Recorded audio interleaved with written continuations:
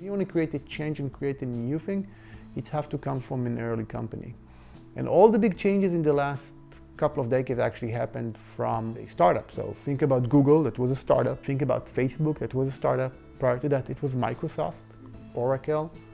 Only that you can actually say you can make the changes. You have to come without the baggage, without, hey, we've done it like this for many years and it worked. That's the only way you can actually go and change something.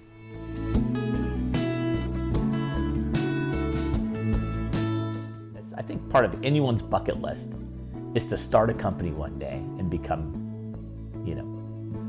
Mark Zuckerberg successful. Well, they like to say that a startup is sort of like jumping off a cliff and having to try and assemble a plane on the way down. But startup is more trying to create something new, to innovate. You're going against what people are thinking. I'll give you an example. There is a company, me and a friend of mine just did the investment award, a company called Juno. You know what they do? They do ovens. They do smart ovens. Do you think there is a market for smart ovens? No, it's a market that hasn't been disrupted for 50 years because there is a status quo. But now they are changing the entire thing, and you cannot do it. It's very hard to do it when you're a big company. If you want to create a change and create a new thing, it has to come from an early company. When you're at a startup, it's survival of the fittest.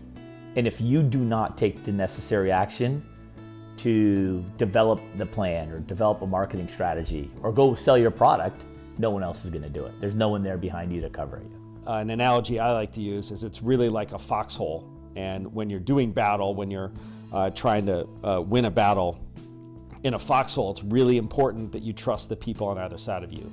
Their guns are going to be pointing in a different direction, and you need to know that they're going to take care of their part of the foxhole. The smaller the company that you work for, the more important it is to be able to build that trust and confidence. As a matter of fact, the most common challenges of a startup is that if there isn't that trust, then there's a breakdown in communication and people aren't supporting each other. It's a culture of innovation, call it determination. People just try to get things done other than to point and blame each other or try to say, hey, it's not my real job. You take your hand and just go and do something and run with it. And that's the fun with startup. You're going to have a lot more fun working at a startup. There are going to be other challenges. But at the end of the day, you want to, I think it's the camaraderie, it's the team, and getting things done. Hands down, people always enjoy working at a smaller company because they feel like they're really contributing. My favorite story to tell about having fun in a startup, it was one of the more successful startups I've been involved in, and we were growing fast and building our engineering team very quickly. And we had a particularly hard slog for a couple of weeks. And unbeknownst to all of us, one of the key engineers on the project had gone and ordered several thousand small little rubber balls. And one day he came to the office with these boxes. Nobody really saw him. And he quietly opened the boxes and in the middle of the afternoon just started walking around to everybody's desk. And eventually he covered the entire floor of cubicles. Everybody had a little pile of their balls. And after about 10 or so minutes, the first ball flew from one cube over into some other cubes. And within about 5 minutes, the entire floor was in a full-on Super Bowl fight.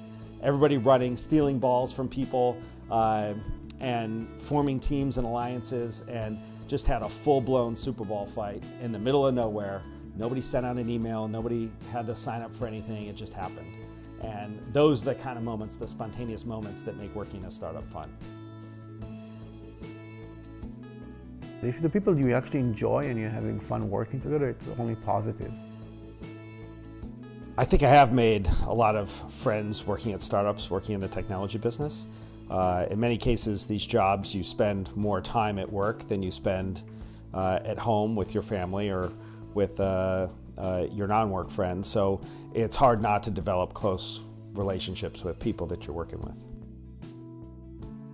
Working in a startup environment, everyone feels like you're all in it together. So there's a special bond. There's accountability. So you either are successful together, you fail together.